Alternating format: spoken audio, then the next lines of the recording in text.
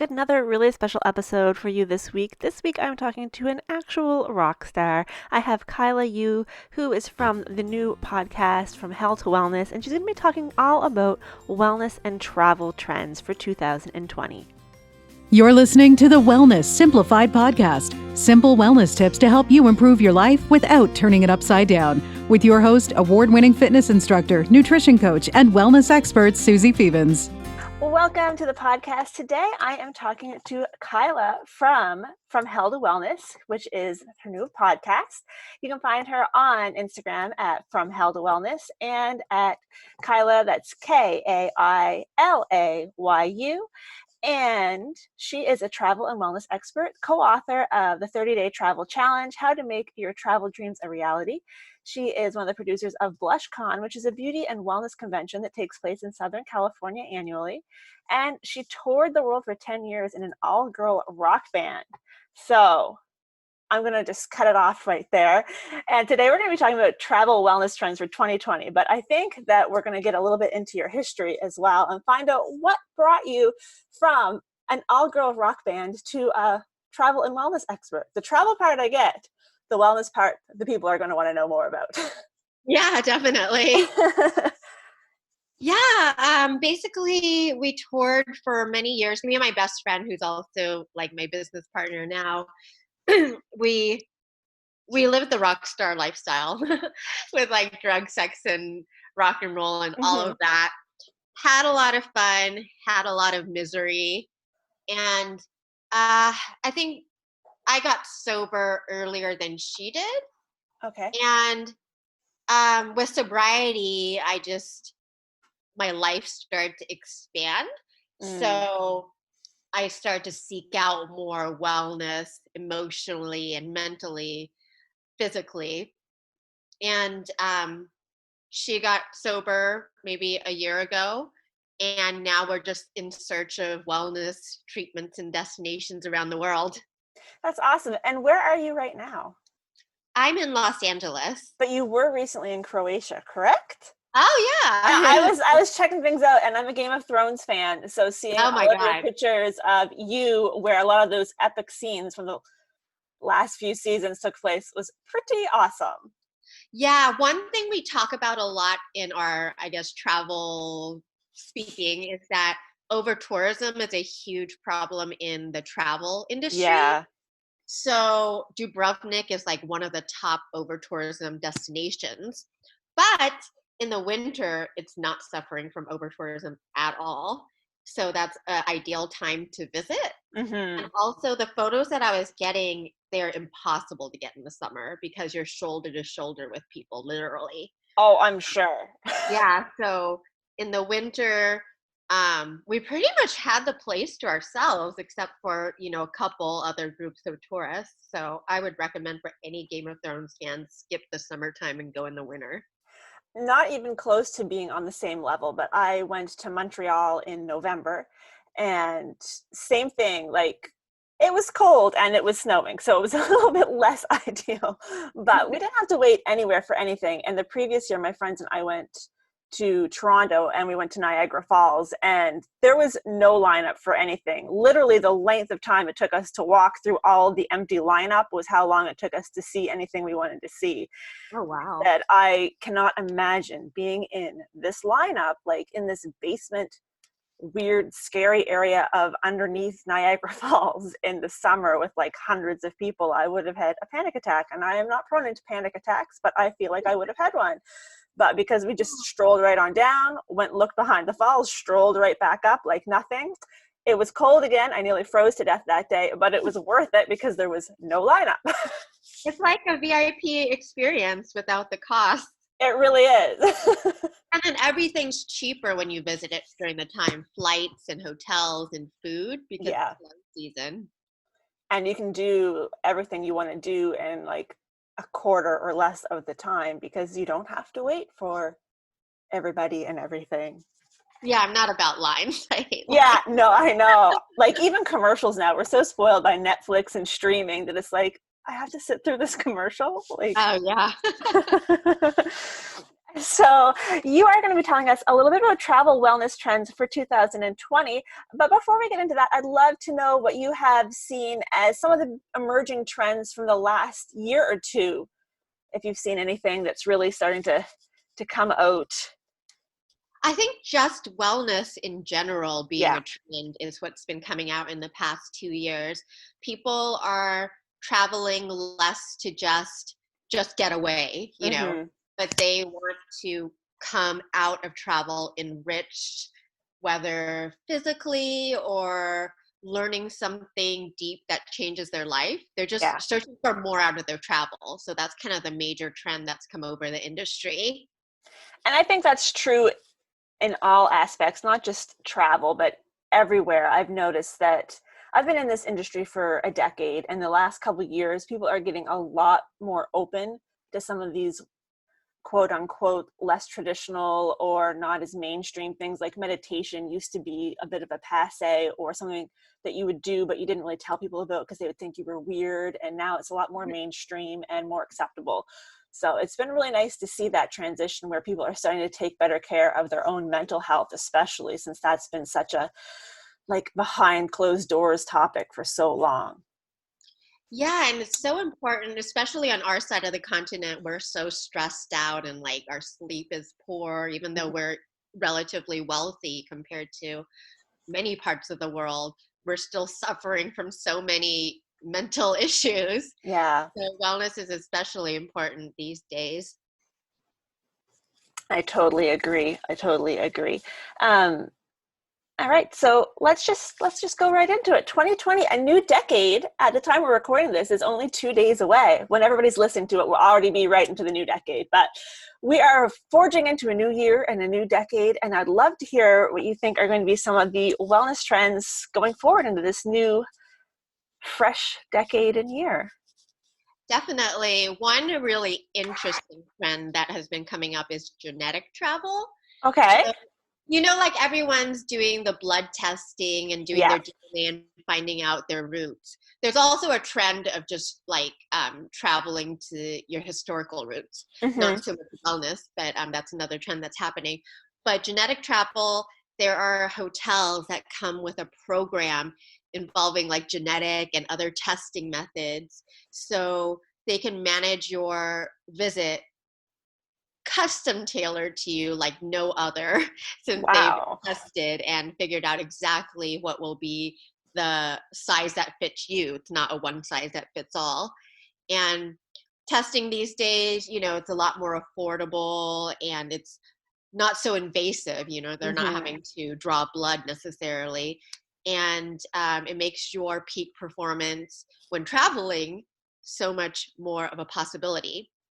And there's this really great hotel called Body Holiday. They have a Mm-hmm. body science program where they do all this testing for you and tailor a whole program to your visit. Wow. And where is that? That's in St. Lucia. Well, that sounds like it'd be a terrible vacation, doesn't it?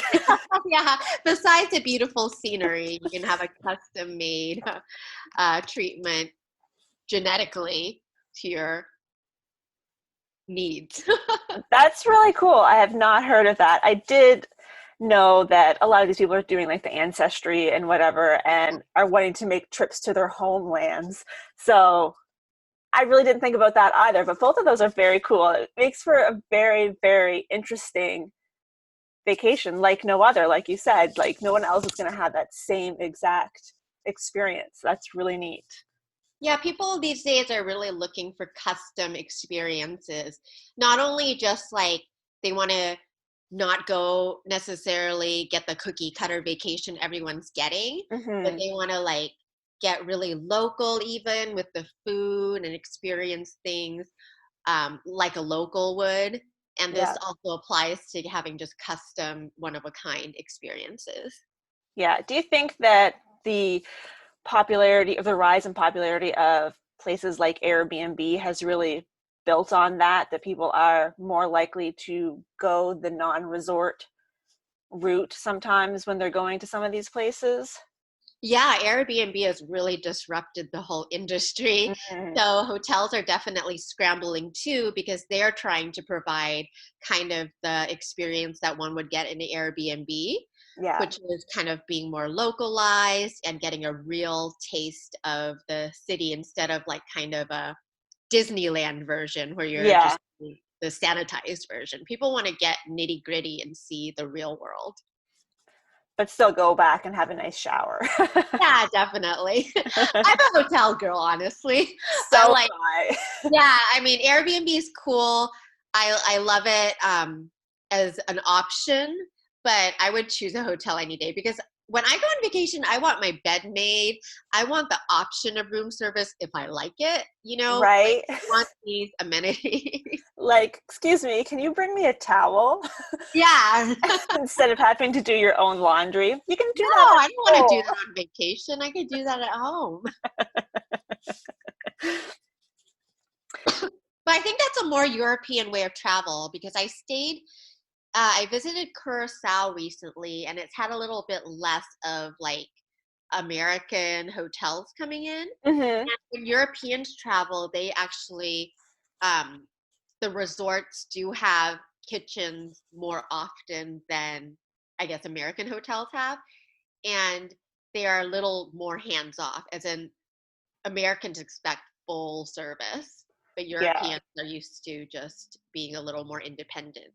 I do appreciate a little bit of a kitchenette in a hotel, even if it's just a microwave, a little fridge, and a coffee maker, because my husband and I both have a lot of eating restrictions, and eating out can be hard for all meals. So even just being able to whip together a breakfast or something makes it a whole lot easier. And my friends and I we like go to the hotel, and we had a cake one day, and we went down and we had to get them to give us a knife, and we Oh, asked for a kettle, and we like set up this whole little station in our hotel room. We're like, the cleaning people are going to wonder what is going on, because they gave us like the size knife that you would use to kill people. It was gigantic. We just needed a little knife and this kettle, and we rearranged the whole room because we didn't like the way they had the TV set up. And so I do appreciate when there are a few little amenities, and a whole kitchen is great, but even just those small things is really helpful. yeah, definitely. You want a little bit of home there, but you also want service. Or I Exactly. also want service. Not everybody needs it. Another trend that I'm in love with, I have problems with sleep. Hmm. And I don't even feel like I'm that stressed out, but I don't sleep through the night. And I don't know. I mean, maybe other people just sleep through the night. I I find that. don't think so. Okay, I'm really? I'm a, I'm a nutrition coach, so I review people's files all of the time, like literally hundreds a week. And so I get data on their sleep and their steps and their nutrition. There's a lot of people who aren't sleeping, so you are But not it's, alone. but I was like in high school or college, I feel like I slept through the night. Mm, And I was much more unhappy in my 20s because, I was like trying to find myself and I wasn't sure who I was. Like, I feel like at my age now, I'm like settled and, and happy with myself. I would feel like my sleep would have fallen into line, but yeah. it hasn't. Or I actually read that when you get older, your sleep actually gets worse. I don't know if that's true. I think that's true. And when you're a teenager, your body is going through so many changes that you instinctively need more sleep. So I think maybe your body allows sleep to come perhaps a little bit more readily and a little bit easier. But I mean, you spent quite a few years running around as a rock star, and I feel like that probably messed up your circadian rhythm a little bit. And it might take a little bit longer for that to get back in check. Yeah, there were a lot of sleepless nights. Yeah. Um, Surprised we survived that. But, Yeah, your body's just trying to catch up. yeah. But so for people like me, sleep travel is a trend. And I encountered this in Thailand and I haven't encountered it anywhere else yet. But two hotels that I visited in Thailand, or maybe three, they all came with a pillow menu. So, Oh. oh my God, it was like, so I stayed at the Banyan Tree Bangkok and the Four Seasons Koh Samui, and one of them, the Banyan Tree, came out like they gave you a little box, a little pretty box, and you open it, and there's these mini pillows, and there's one made of buckwheat and one made of feathers or whatever, and like 7 different choices. So it's like your pillow sampler, and then you had to choose. Yeah. That's You kind of amazing. smush it and see if like which one's right for you. And I settled on buckwheat, which is supposed to help with just posture and Mm-hmm. allergies. Yeah. And I really enjoyed it. It's kind of a harder pillow, but I really loved that. But a lot of hotels now will also have special sleep programs. So they'll combine different treatments and have an expert come give sleep tips to just have you be your best while you're traveling. And the Four Seasons in Koh Samui has a program like this. It's a 1-day program. And you kind of start the day with a relaxing form of yoga and a lot of breathing and meditation. Afterwards, you like maybe grab breakfast, and later in the day, you get a relaxing lava shell massage. Ooh. So that's kind of similar to hot stones because they're using Yeah. shells. So that helps just get your muscles all relaxed and get you feeling physically just relaxed. And then you just go off and enjoy your day, maybe hang out by the beach or grab a beach barbecue. But the best part of this treatment is at night, you do an hour of meditation, and then they set up a beautiful candlelit bath for you, and with like rose petals and coconut and all of that in there, and lavender, because Oh, lavender that is sounds so good. amazing. And this is the best part. Then somebody comes and gives you a shoulder or foot massage in bed. Yes. Yes. And, When you said, and this is the best part, I was like, please let there be a massage. yeah. And then they leave your room, and then hopefully you fall right asleep, and then breakfast in bed the next morning is how you complete the treatment. Oh, I need to make a pitch to get this to happen in my own house. Yeah, definitely. We could all use that. And Right? I was always jealous when I was a musician. I think I heard once that like Katy Perry, and probably a lot of musicians travel with their own masseuse. Yes. After their performance, they get a massage and then go right off to bed in their bus or whatever. Oh, So it was always the dream. right. I'm on board with that dream. And I always thought that I was high maintenance because I have to take my sleeping mask. I mean, I always use a sleeping mask at home or away, but especially at away because you never know what kind of curtains you're going to be dealing with. And I use a sound machine at night. So even when I am traveling, I have a sound machine app on my phone, and I take a little Bluetooth speaker so that I can have my sound machine when I am away. So now I just need to implement this bedtime massage and bath and the whole works, Yeah. and I'm going to be good. Yeah, the in bed massage is the best thing ever. I think Yes. we all have that. So another trend is a digital detox. Mm-hmm. So a lot of hotels are now providing a getaway from your cell phones and computers. So when you check in, you check your cell phones and computers. There's no Wi-Fi or reception or anything like that. You're just fully supposed to detox. And this could be anywhere from, 1 day to 7 days or whatever amount of time that you want to detox. And you're there with like-minded people, so you could really get out there. So often I go to dinner and I see people looking at their phones during Yeah. dinner. People aren't even really talking anymore. And I see that sometimes when I go to, lunch with a group of friends and 2 of them are on their cell phone, So these digital detox retreats not only allow you to get away, they allow you to really connect with other people. And what I find so funny about that, since we're both in the digital space, everyone always assumes that we are the ones that are constantly on our phones. But I have to deal with that thing all of the time. So when I'm out, yes, I'll pull it out and take some pictures or something, but I very, very rarely post the picture while I'm there. I wait until I'm home because, you have to figure out your hashtags and do your Lightroom editing or whatever you're going to do. It's rarely me that's the one that's on their phone while everybody else is waiting.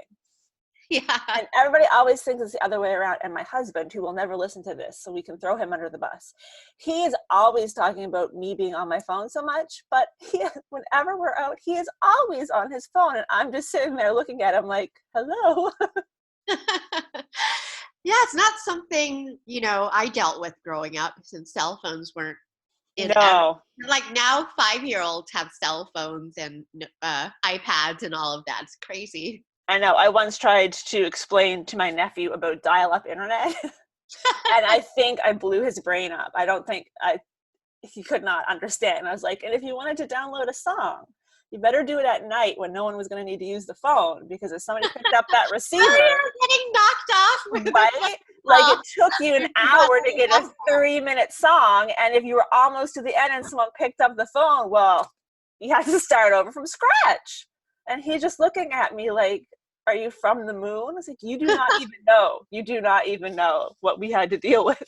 Yeah, now it's like, oh my God, the internet's like slightly slow loading a page and you're furious. Yeah, like Netflix is buffering for 15 seconds and we're like, what is going on? What kind of fresh hell am I in here? Like, yeah, I mean, we are spoiled, I feel like. oh, we're But definitely spoiled. there is definitely something to be said for not having everything instant in a way. But, I like it this way too. Yeah, well, theoretically, I was on vacation last week. I mean, it wasn't really true because I worked almost every day. But I deleted my email apps from my phone. I took like my Facebook page manager off my phone. I took Twitter off my phone. I still had Facebook and Instagram because, I had to see what people got for Christmas. But I took all those things off, and I had I know if I had left my email on there, even without thinking about it, my finger would have just opened the app without me even realizing it until I was there. So just removing it was very. Oh wow, I like that, removing Yeah. it. Yeah, and then I just put it back on Friday. I'm sort of half back to work this week, so I put it back on Friday so I could check in on some things. But yeah, just taking it off, taking those problematic apps off your phone, even for a few days, because you can re-download it from the cloud in like no time at all, and you don't lose any of your data or anything. It just made it so we have that finger memory built right in. Sometimes you open an app that you get into all the time, and you don't even realize you did it until you're already there. So taking it off or even putting it in a different spot on your phone can just sort of disrupt that automatic reaction. And it's not a total digital detox, but it's a little bit of one. Well, even if you're not putting your finger on the app, it's giving you notifications, Oh, I turned all those miserable things off. Oh, okay. That's smart. That's smart. I get too many notifications. I do not need to know everything. Yeah. I get a notification on the front of my phone if I get a message in Slack for one of the businesses I work for, and like if I get a text message or a phone call. Everything else, I have to go find it. I like that. That's like a mini detox. Yeah, because otherwise that stupid thing will be going off constantly. I love it. So we're already doing a little bit of digital detox in our lives. A little bit. But you can do it right at home, really. Twice. But there's something to be said about, I guess, getting away, doing the digital detox, and then having a beautiful new place to explore. Yeah, because you get to actually experience it. I always think when you're watching people who are like recording fireworks or something through their phone, they're only watching it through their phone. Yeah. Like, when are you going to go back and rewatch that? Yeah.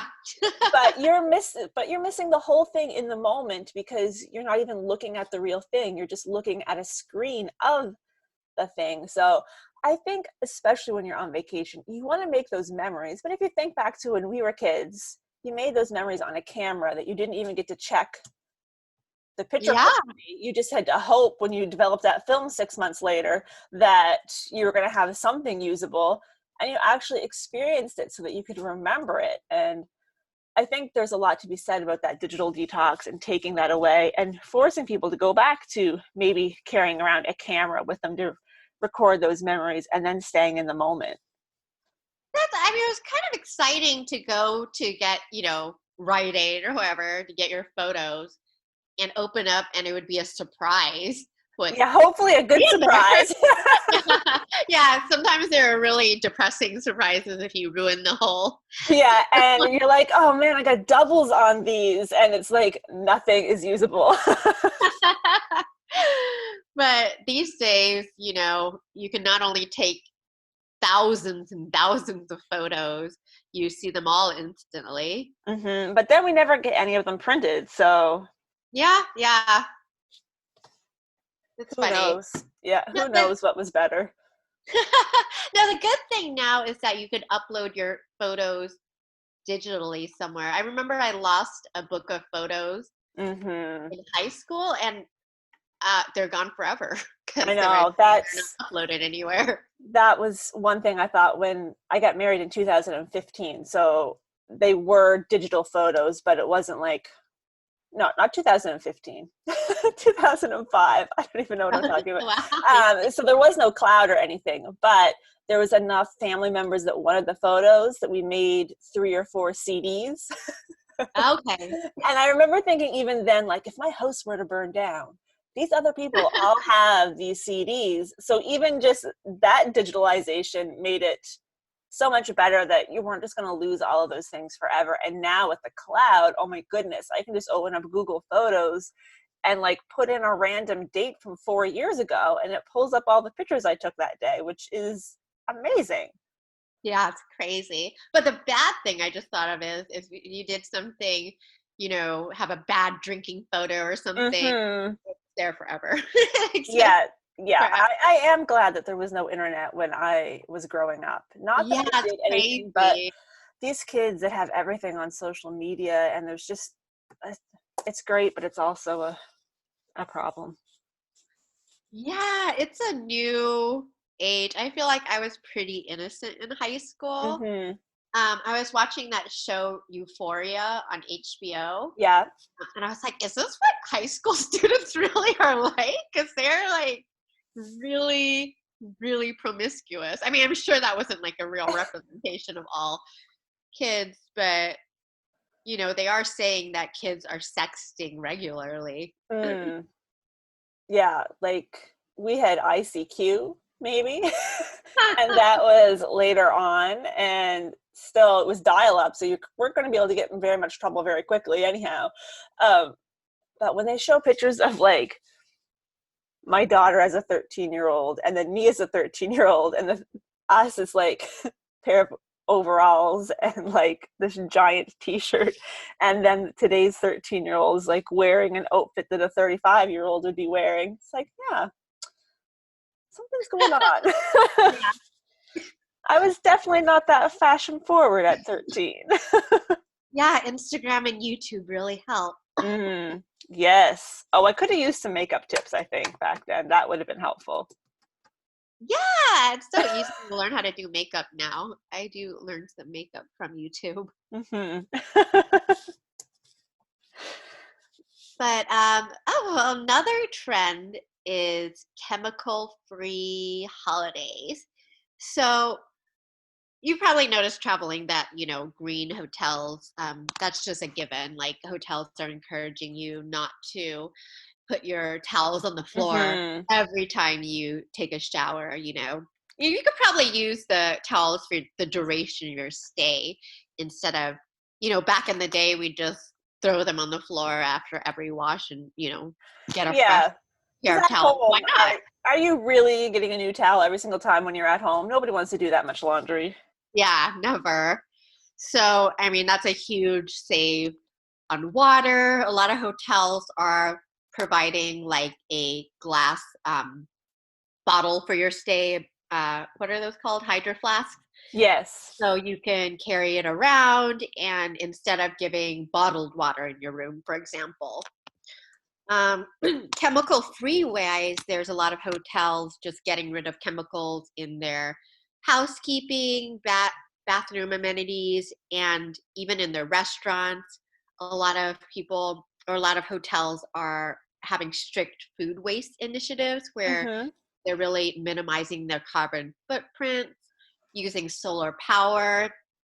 So just really getting more green, chemical free. The Body Holiday Hotel, again in St. Lucia, they have a really fun program activity where you can go into the organic garden. And a lot of the hotels and restaurants these days have their own organic gardens so they can grow their own produce. And you can choose the vegetables fresh from the garden, choose whichever ones you like, whatever stands out to you. You can help the chef prepare them if you like. And then you can enjoy the meal in the restaurant overlooking the garden. So it's kind of a Oh, whole amazing. circular experience that's very vegetable focused and very organic and fresh. That's really awesome. I know that we have a couple hotels here in Atlantic, Canada that have a rooftop garden in the summer, some of the city ones. And I think that's so cool that they're starting to grow their own food even in an urban setting where they can. It's cheaper for everybody. And yeah, if you don't have to truck lettuce in, you can just grow your own. Why wouldn't you? Yeah, I mean, I feel like a lot of countries, we have this whole trend of like local food. Mm-hmm. But say if you go to like a small town in Italy, they do that naturally because they're not Yes. somebody trucks something, from New York to California, which when you really think about it is like terrible in an environmental sense. We don't need to have all vegetables all the time. We can just enjoy what's seasonal and what's the freshest and best tasting. And even when you have them all year round, they're never as good out of season anyway. Yeah, it's definitely, I guess we're kind of used to like sometimes when you taste the tomato somewhere else, it's just Mm-hmm. so much more rich and flavorful because we've been eating out of season tomatoes the whole time. Yeah, I have a friend who, whenever we go out to eat, if she's ordering something that has tomatoes on it, she asks to have them left off because she only eats tomatoes in Italy. And I was like, Oh, wow. I wish this was something that I could say about my life. Like, That's so no, specific. can you leave the tomatoes off? I only eat tomatoes when I'm in Italy. I mean, that's amazing. Yeah. Well, I guess she really is a foodie and she knows what she wants, and Yeah, definitely applaud her for that. I'm sure once you've had an Italian tomato, there's no going back. Yeah, I mean, there's definitely foods that taste much better elsewhere. There's definitely foods like I'm from Taiwan Hmm. um, that you just like they try to make it here in the States like certain dishes, and it's Yeah. just like boba. I'm like a huge boba fanatic, Hmm. and there's like 1,000 places that serve it in California, and none of them get the boba right, and it's My crazy. my sister-in-law is from South Korea, and they were just saying the other day at Christmas that one of the local food markets is going to have a kimchi making class. And she was like, well, first of all, nobody in North America makes it correctly. So we're like, maybe you should go teach the class. Yeah, it's just like something doesn't translate. It's like they say with like why New York pizza's better because of Hmm. water or whatever, and you just don't have the water here, and it doesn't really make sense to transport the water here. Although there is a restaurant here, I think that like does transport New York water here to make the New York pizza. I haven't tried the pizza yet, so I don't know if that. Actually, I can't tell the difference. I'm not a huge pizza aficionado.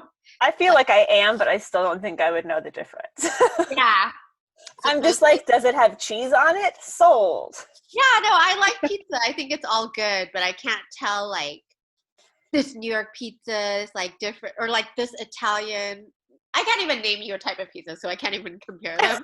But I can't like tell you the difference between this regional Italian pizza and this other regional type Yeah. of pizza. I'm with you. Like, I really like pizza. It's probably my favorite food, as far as dishes go, but I don't know that much. I feel like all pizza is pretty good pizza. Like, Yeah, unless there is some bad pizza, but that's like the $1.50 half a pizza. You shouldn't be eating it anyway, pizza. yeah. And then another trend, again, as I mentioned before, is over tourism. Hmm. So over tourism is kind of a catchword in the tourism industry, but I think a lot of travelers are just experiencing it from themselves. Like if they travel to Venice and it's just so crowded, you can't even enjoy anything. There's long lines for everything. So when traveling, a lot of people are just looking for places that are more under the radar Hmm. or newly discovered destinations. So there's so many places in the world that are very much in need of tourism, you know. So maybe instead of going to Venice, venture an hour away into a smaller city which has just as delicious pasta and still has many beautiful uh, and cultural experiences, and spend some time there, you know. It's And it's not that probably going to be less expensive too. Oh, definitely. Yeah. Or again, go visit during off season. So, you Hmm. know, you may want to see Machu Picchu or something, and I wouldn't say don't see Machu Picchu ever if that's on your bucket list, but don't go during high season because it's probably number one, I think now they're like limiting you to 4 hours Hmm. that you can visit, which is plenty of time, I think. But maybe it's not plenty of time because if you're waiting a lot of lines, then that really cuts into everything. And some people want to hike to the very, very top, which does take a couple of hours. So if you visit during low season, you can easily see everything in 4 hours because you're not waiting in line. Yeah. I think that people are getting a lot more liberal about when they take vacation now compared to, again, like 15, 20 years ago.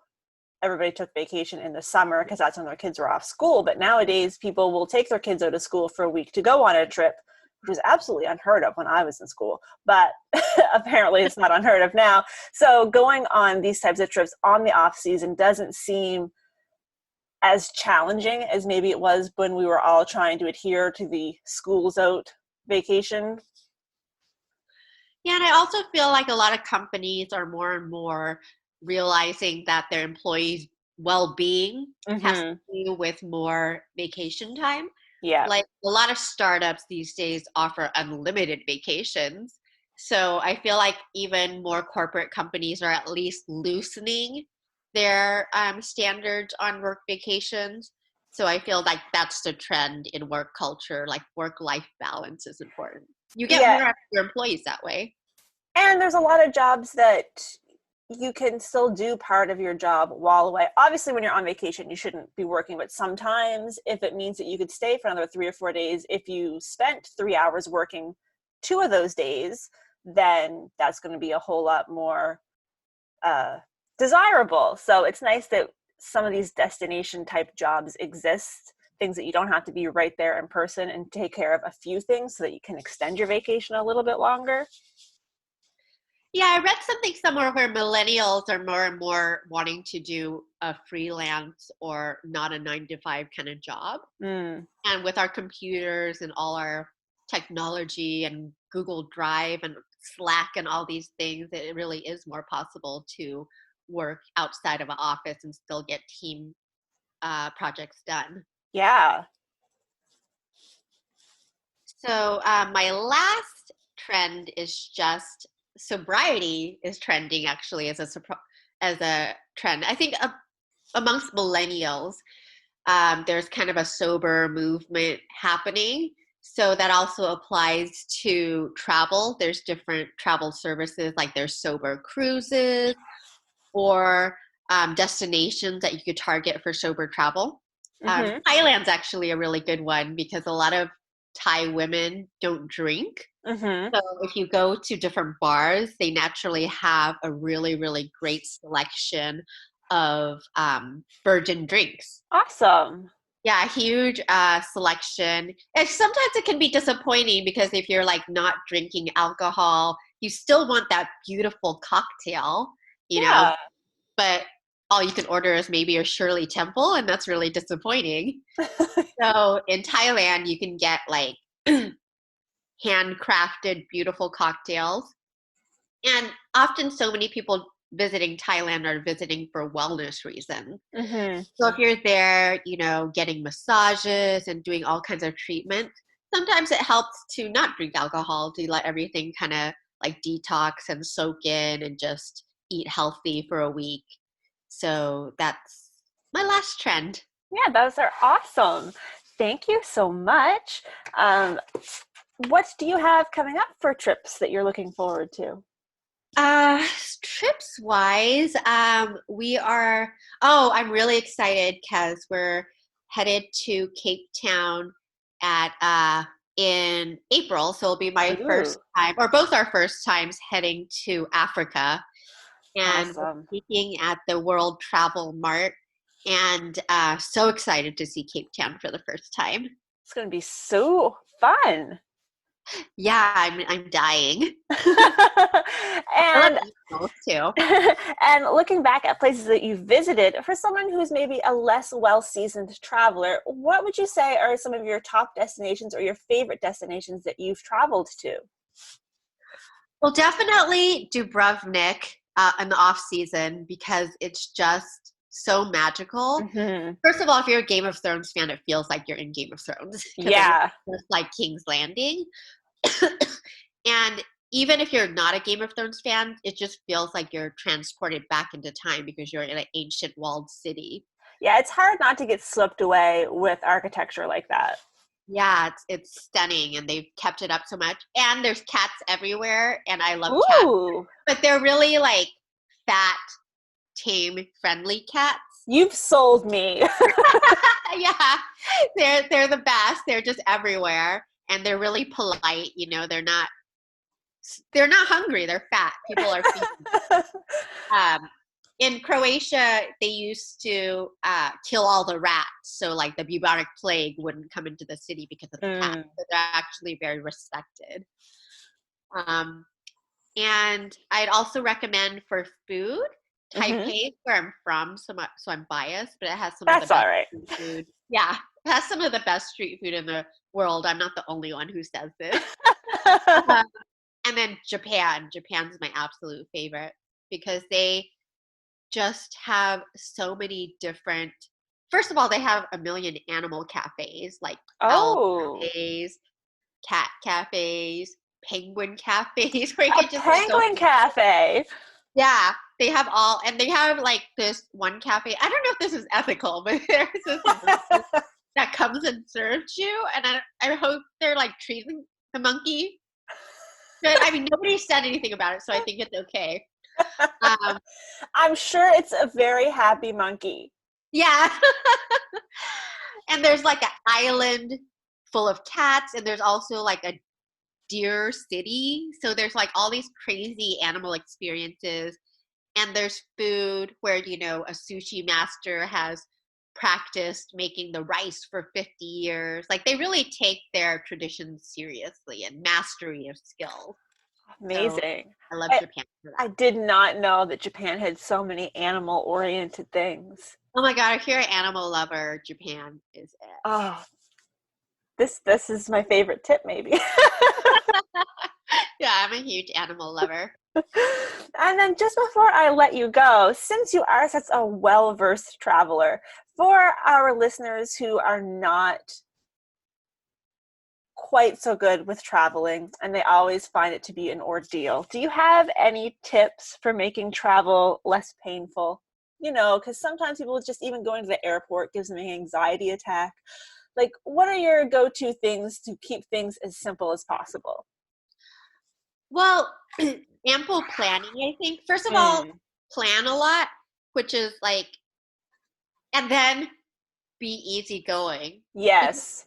Murphy's Law applies to travel. And inevitably, there's going to be a delay or things are going to go off schedule. But you have to be able to roll with the punches. Like So, have plan A through Z prepared. yeah, just have a plan.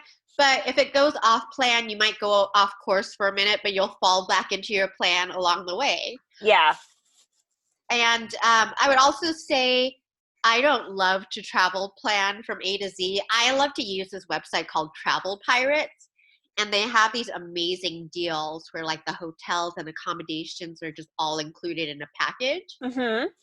And this may not be for everyone, but I love to be on tour. I just like waking up in the morning and being shown like, here's your schedule, go do this. And you don't have to go stay on the tour. You could be like, I want to skip this activity and explore on my own. But you have the option of a schedule that you could go on. So if you're less of a planner, you don't want to plan every single thing and you want someone to do it for you, Travel Pirates is a good option. That's awesome. Great. Those are wonderful tips. I'm going to have to check out Travel Pirates. And I totally agree. I feel like the most stressful part of travel is if you're cutting things too closely and you just know in the back of your mind, if any one thing goes wrong, everything's going to fall to pieces. Yeah, leave a little bit of room.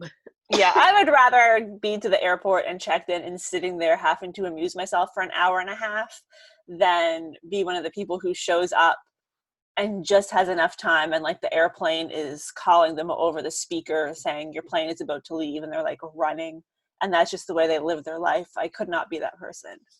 Yeah, just bring your laptop and then you could kill time easily. Yeah. If I'm work, if I arrive at the airport super early. Or do my favorite pastime, which is people watching. Yeah, that's a great way to people watch. Well, thank you so much for taking the time to speak with me today. Do you want to remind everybody where they can find you? Yeah, you could find us at nylonpink.tv. Has a bunch of travel tips. And if you are kind of somebody who's looking to explore sober travel or sober lifestyle, we just launched a new podcast called From Hell to Wellness. So it's all about, even if you're not sober, we talk about a lot of wellness techniques and different travel destinations around the world that are dedicated to wellness.